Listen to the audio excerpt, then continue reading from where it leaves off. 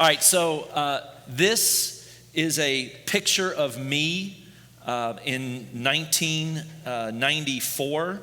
I'm the guy that's circled in red, obviously. It was my 6th year of coaching basketball and teaching high school in the state of Kentucky. I was 28 years old, and man, was I lost. Was I a lost feather in the wind. I'd made some really poor career choices, some poor financial decisions, had dug myself quite a bit of a hole relationally. My kids like hearing me describe this part of my life. I just met Donna, but I was also living with my parents, sleeping in their utility room on the floor, which means I was a real catch, you guys. I don't know why Donna even gave me the time of day or why her parents even agreed to it, but that's when we started to date. And I caught a break. I'd left teaching and coaching for a year for some really toxic reasons, but I got hired as a math teacher and an assistant coach at Anderson County High School in Lawrenceburg, Kentucky. And that is, at Anderson County is where I met this guy by the name of Glenn Drury, and hopefully there's a picture with him. So there you go, there's Glenn. And Glenn had been the head coach at Anderson County for about 15 years. He was a few years older than me, was really established, respected, and successful in his field. And again, I was a train wreck. I'm not sure Glenn ever really knew this or knew to what extent that was true. And I think only in the aftermath of being there for a couple of years, and I was only there for 2 years, did I really understand just how much instability and much insecurity ruled my life. But after what I remember to be a pretty underwhelming interview with Glenn and the principal for that matter, they gave me a shot. And as chance would have it, Glenn and I, when the year started, we had the same planning block. I don't know if this still happens in schools. I'm assuming it does, but we had an hour in the day to plan and grade papers and whatnot, and mine was right in the middle of the day, and it was also during lunch, so we had an extended time, which meant Glenn and I would go eat lunch together quite frequently. As a matter of fact, often we would walk across the street and eat at the local famous recipe chicken place, or we would eat the local Pizza Hut there. Glenn was eccentric compared to other coaches that I had been around or coached under. He kind of walked to the beat of his own drum. He really wasn't interested in getting sucked into the drama of high school coaching circles, which often was the case. But beyond that, Glenn was what you would envision in a successful coach, a successful person. He was tenacious, he was brilliant, he was passionate. He was an overachiever himself.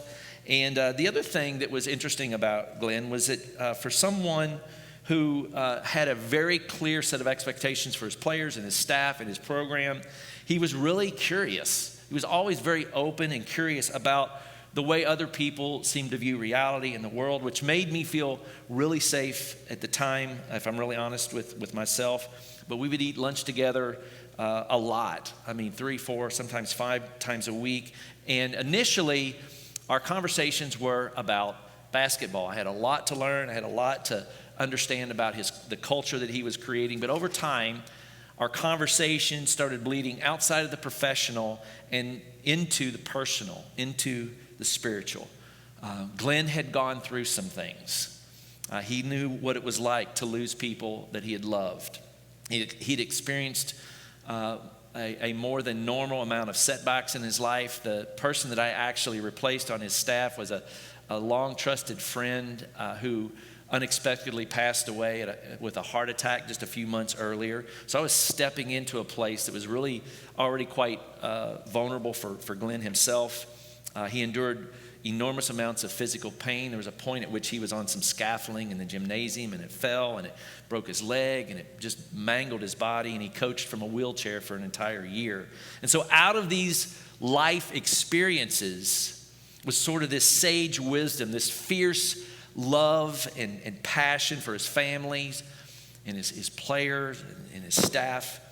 But by the end of the time that I was there, after 2 years, I started to realize just how much I'd been impacted by the experience of being in a relationship with Glenn and how much he had invested in me. And here we are 25 years later, and that's still true.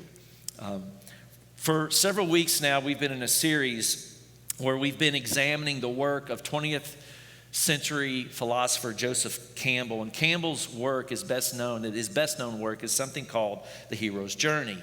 And Sean, one of our teaching pastors, week one of this series did a marvelous job just kind of summarizing many of the various stages that this particular hero's journey embodies. And if you want to kind of go back and create some context for what I'm going to talk about or the remaining weekends, it's a good place to go that first week. But for those of you who are just joining us, here's the hero's journey in a nutshell. The hero's journey explores common themes and story elements found in a robust cross-sampling of stories of mythological heroes recorded across the spectrum of ancient and modern cultures, hence the name. Through the cycles of departure, initiation, separation, and return, the hero undergoes great trials and tribulations, experiences death and rebirth, often resurrection, and gains new powers that enable both the heroes as well as mankind's ultimate redemption.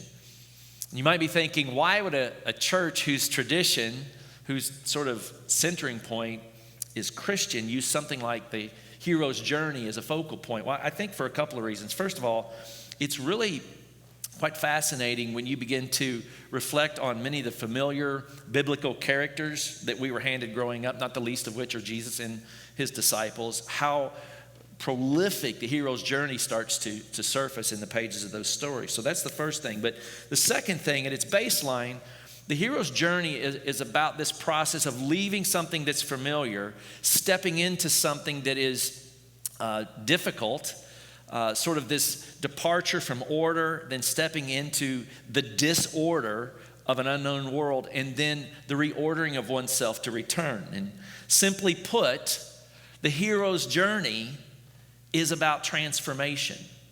It's about this process that leads you away from something and then ultimately back home to yourself, arguably your most authentic self.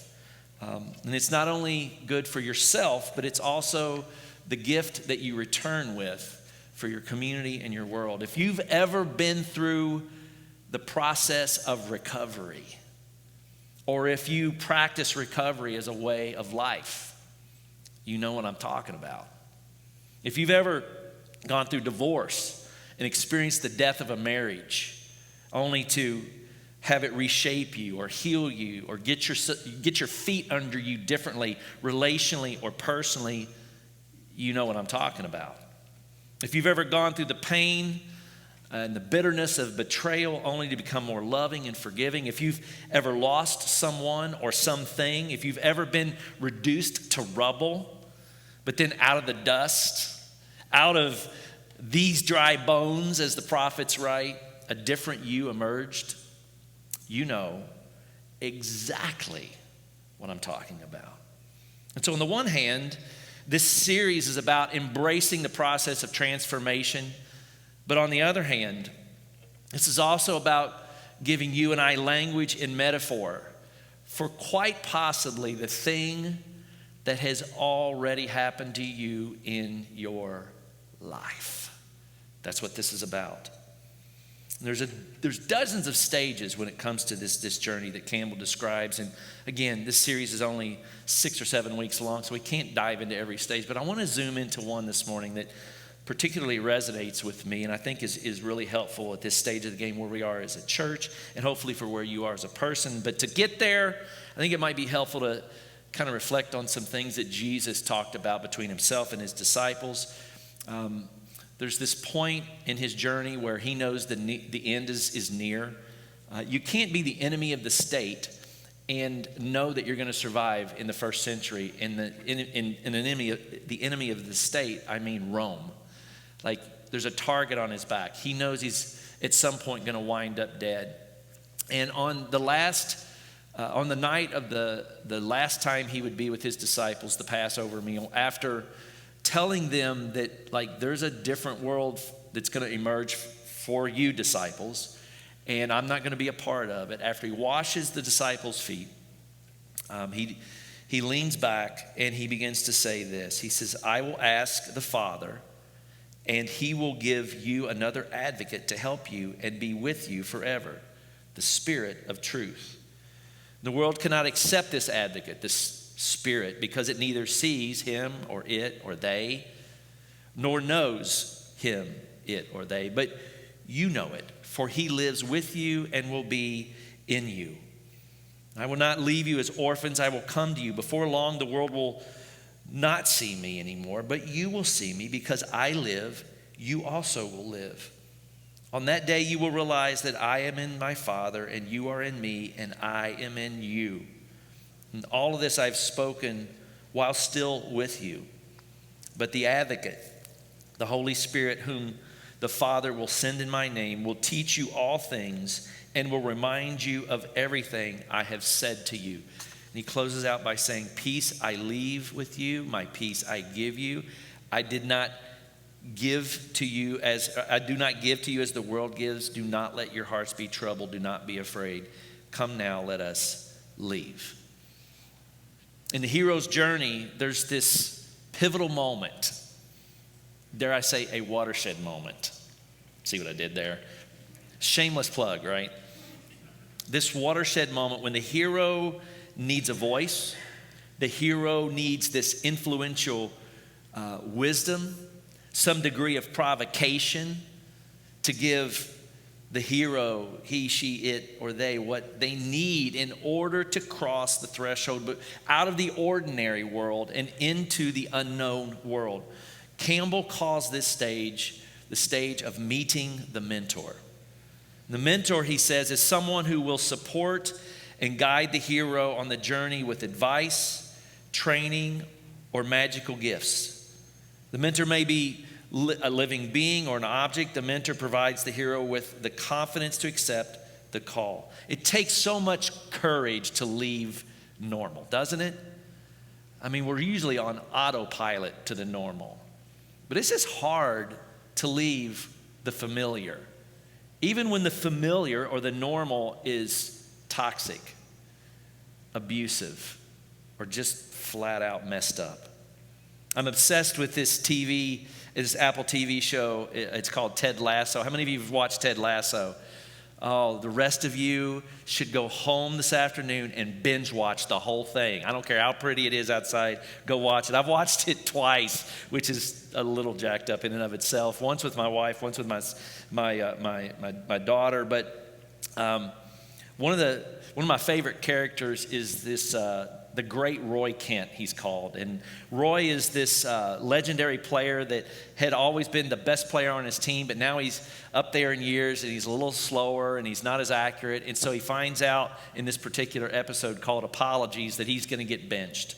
And it's really rocking his world. The world he's always known is completely crumbling, and he winds up at his girlfriend's house. Her name is Keely, and she's kind of a train wreck herself, but every so often it's like this wisdom bursts out of her, and he's whining and complaining, and I don't know if I'm going to like being just Roy Kent. You know, I've always been the great Roy Kent, and she kind of stops, and she says, you know, I find it so incredibly sexy when grown men feel sorry for themselves.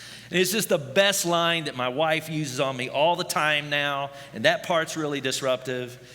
But the point is that the mentor, this voice prods, it provokes, it holds space, it points out blind spots and inconsistency. And the mentors of this world, or the mentors of these heroes' journeys, they don't often go along with the hero on the journey, at least not literally or physically. But the mentor's influence and voice, the impact, it's always available. It's always just below the surface of the conscious, if not conscious. And Glenn, by far, was like this prolific mentor in my life. He's not the only mentor, but if I could kind of distill just a few things that I learned through that experience and other mentoring experiences that might be helpful this morning, here's what I would say. The first is that mentors show us there is a way. There is a way. Because mentors have firsthand experience of actually taking the journey already. Like they've been there, done that, and bought the proverbial t-shirt. They've come full circle. They've stepped across the threshold into the unknown. They've gone through death and resurrection and struggle. They've They've faced their nemesis. They've conquered their fears. They've repaired themselves and their relationships at their deepest levels. And when they speak, or when they're just present, their support, their voices, they assure the protege that no matter how difficult the terrain, how painful the process, they help the protege believe there is a way. They help the protege believe there is a way, there is a truth, and there is a life beyond this journey. Which sounds vaguely familiar to me. I've heard that somewhere before. I don't know, maybe you have or haven't. Feel free to Google that phrase and see what pops up. Mentors show us that there is a way. Mentors believe in us more than we believe in ourselves. And you see this happening between Jesus and his disciples prolifically. Peter, of course you can walk on water. Just step out of the boat. Step away from the normal into the unknown. Disciples, of course you can speak things into existence. I expect you to do that. Of course you can love your enemy. Of course you can repent. Of course you can love your neighbor as yourself. Of course you can heal the sick and the blind and the lame. And you may not believe this, disciples, but of course you can do things that are greater than me. Get out of here. There's no way, Jesus. And trusting yourself. Maybe this is just me. It's much easier for me to trust someone else than it is myself. Are you like that? Like, it's easier to lean on someone else as kind of like an out versus like taking responsibility of whatever it is that is inside of you that should be cultivated to give you permission to say the thing, to do the thing, to speak the thing, to live into the future that is unknown. And Glenn, this is what was so helpful about my relationship with Glenn. He would go out of his way to affirm and validate whatever gift, whatever strength or kindness or joy or pain that he noticed in my life. And it's like I can see him sitting there right now in that booth at Pizza Hut, across the table with his arm on the back of the booth with this quirky little grin and this kind of hitch in his neck. And I saw how you did that with those students in that class the other day. You really know what you're doing. You're really having an impact on those kids in third block. I saw what you did in practice with Jacob, how you pulled him aside. He needs somebody to spend time with him every now and then. The other night when you called that play, you know that play won the game for us? Without that play, we wouldn't win that game. I noticed how you react to Donna when you're together. You really got something special there. I'd never had anyone kind of validate me in that way to that extent. And it was both fueling and liberating, because when you begin to have someone, when the mentor, when that voice or that force begins to name reality in that way for you, it's a game changer.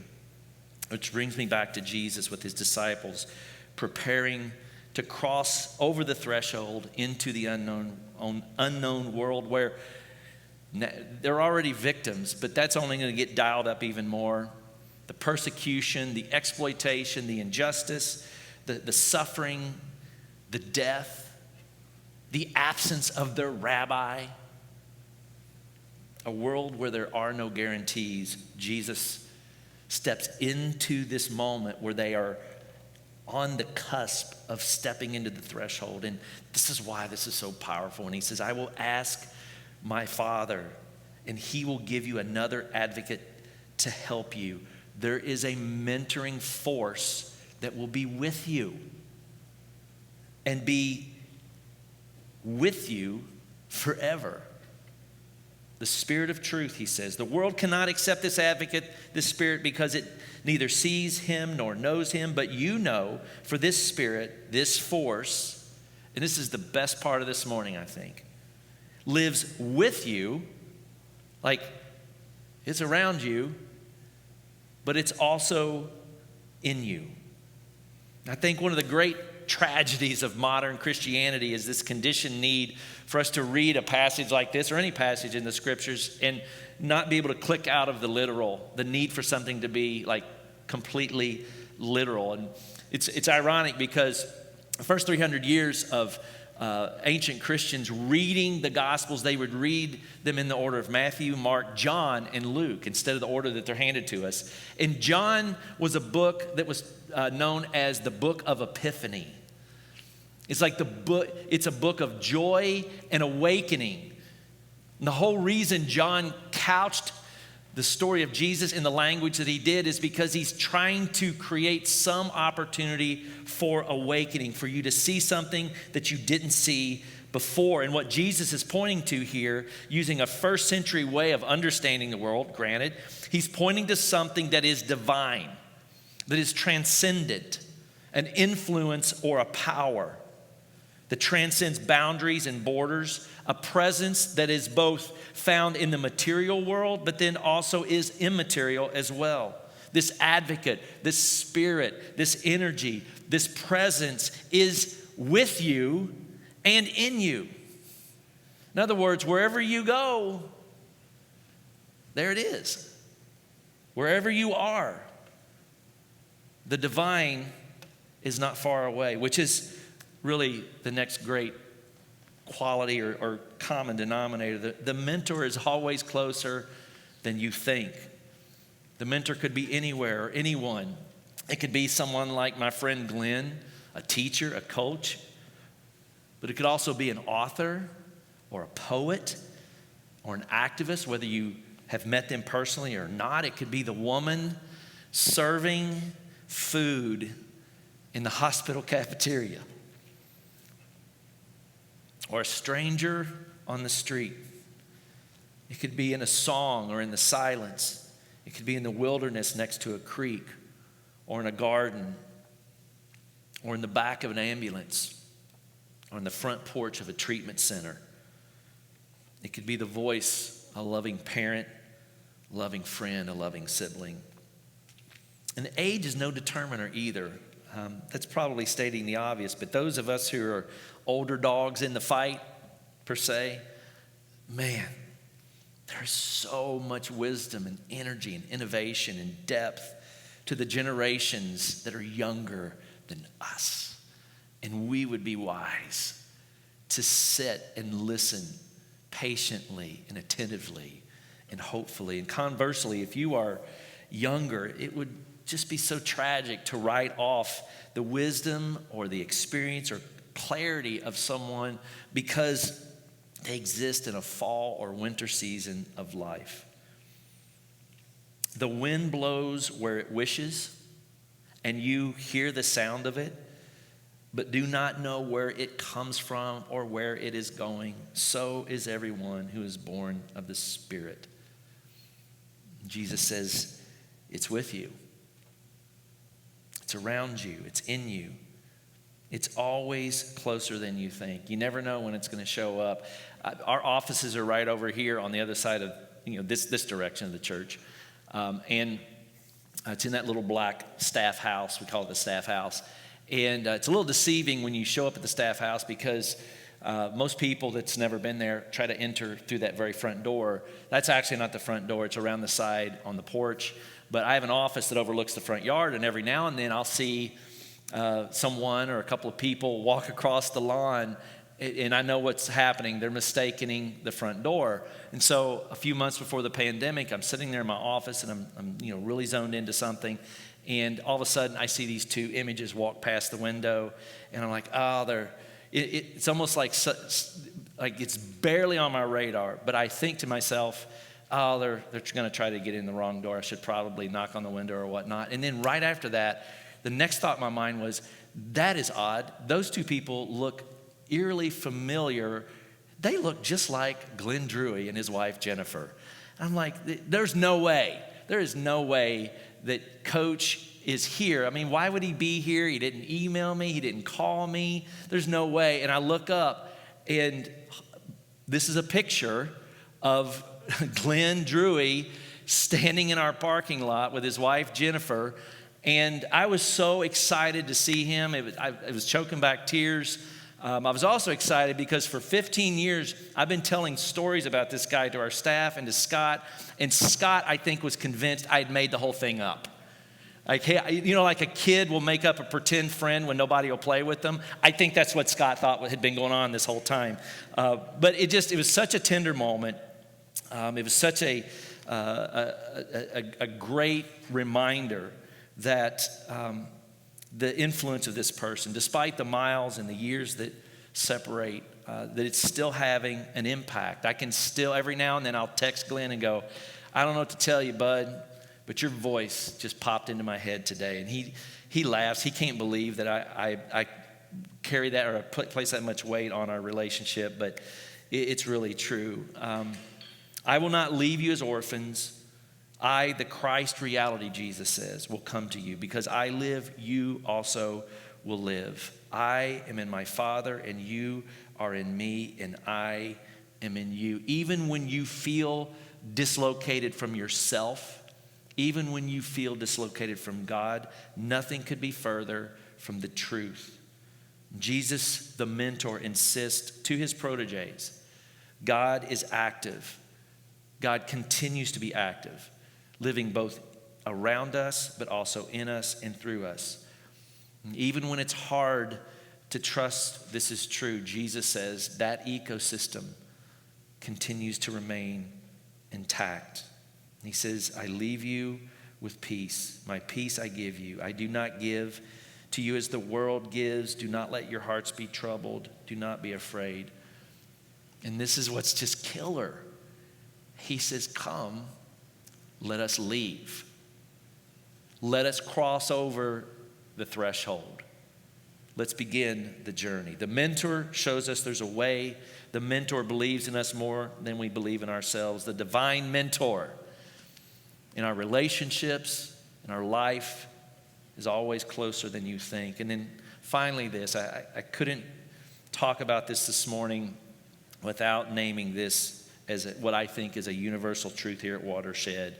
And that is that Watershed is who Watershed is because of mentors.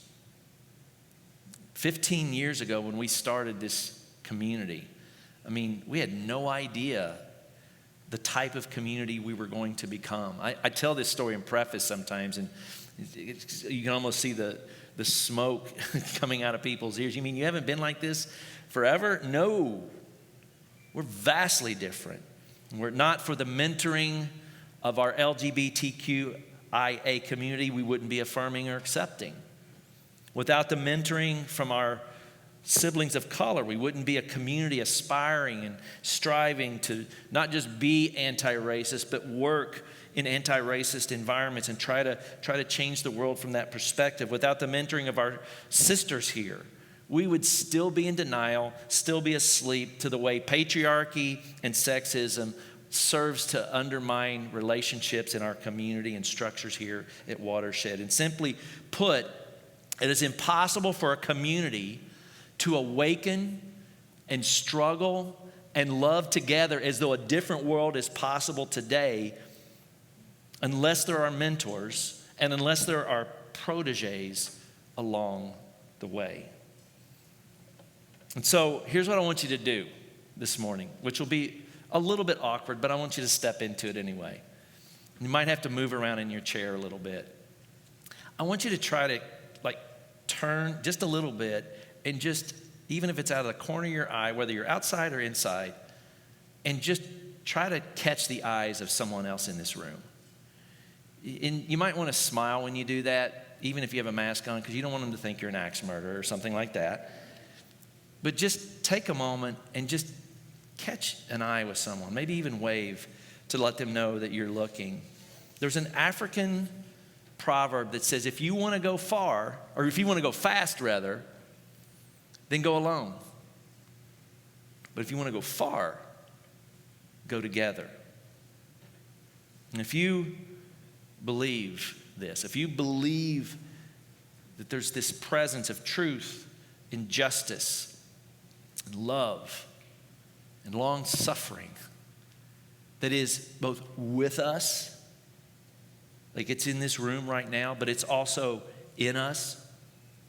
If you believe this energy or spirit, this Christ consciousness that's both divine and human, both wounded and healed, both material and spiritual, both selfless and purposeful, if you believe that, then there is so much hope when it comes to being us here in this community. There's just so much potential. We have so much to offer one another. And to the extent that we step into opportunities as mentors and proteges, whether that's official or just relational, whether that's blocks or book clubs, or whether that's students or greenhouse. By the way, this is what I love about Blair Gore right now. Like, this isn't a suggestion when it comes to greenhouse. This is like the expectation. She was telling me just a couple of weeks ago, she said, the last place that a person should see as an entry point for community is with our kids. She said, our kids deserve the very best. They deserve passionate, teachable, moldable, energetic, willing to learn, willing to lock arms adults. By the way, if that interests you, you need to go talk to her right after this. She has such a high bar for what she longs for our kids. It's absolutely spectacular. That's a shameless plug. And if you don't like any of that, you can talk to Blair. To the extent that we step into these opportunities, I'm convinced we have everything we need. It's not that we won't need more, but right now, for this leg of the journey, as we continue to step into the unknown and return to ourselves and love as though a different world is possible, we have what we need. And so, Watershed, this morning, for those of you who have served or given of yourself in either the mentor or the protege realities, can I say thank you to the Abby Fays of this world? She certainly stepped into that role on both fronts. I say thank you. And for all of us this morning, may we go far, but also may we go together.